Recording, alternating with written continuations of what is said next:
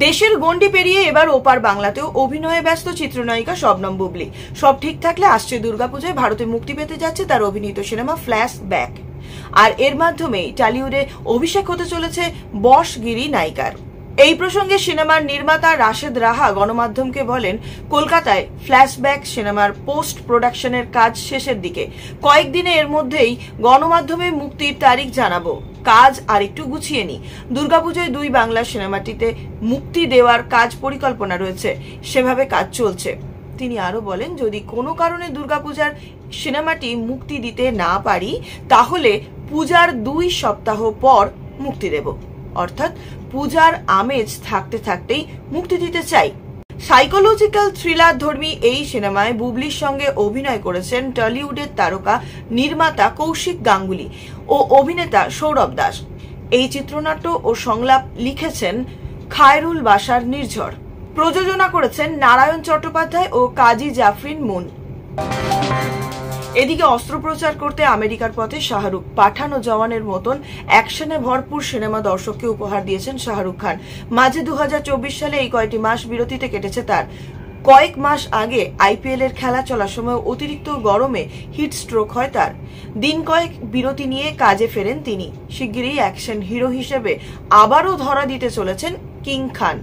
সিনেমার নাম কিং, যেখানে এই প্রথম সিনেমায় তার সঙ্গে অভিনয় করবেন মেয়ে সুহানা।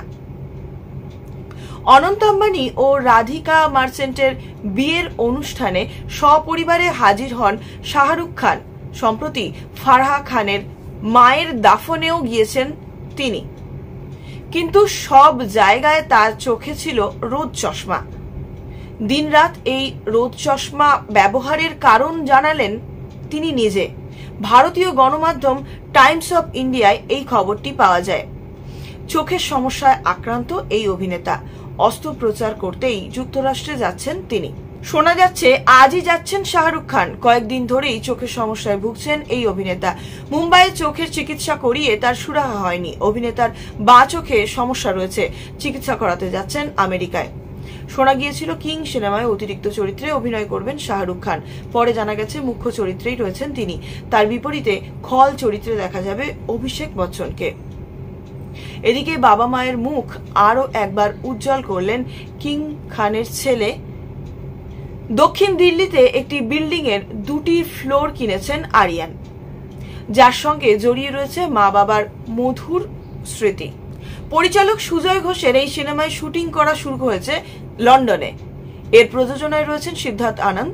প্রায় 37 কোটি টাকা খরচ করেছেন আরিয়ান। ইতিমধ্যেই স্ট্যাম্প পেপারের জন্য 2.64 কোটি টাকা দিয়েওছেন, এটাই খবর পাওয়া গিয়েছে। গত মে মাসে নাকি রেজিস্টার করেছেন আরিয়ান। তার এই নতুন সম্পত্তির সঙ্গে শাহরুখ ও গৌরীর একটা বিশেষ যোগ রয়েছে। বিয়ের পর তারা ওই বিল্ডিংয়েই ছিলেন। এখন অবশ্য গ্রাউন্ড আর ফার্স্ট ফ্লোরের মালিক কিং খান। এই অ্যাপার্টমেন্টেই আরিয়ান আরো 2টি ফ্লোর কেনায় আবেগপ্রবণ হয়ে গেছেন খান দম্পতি।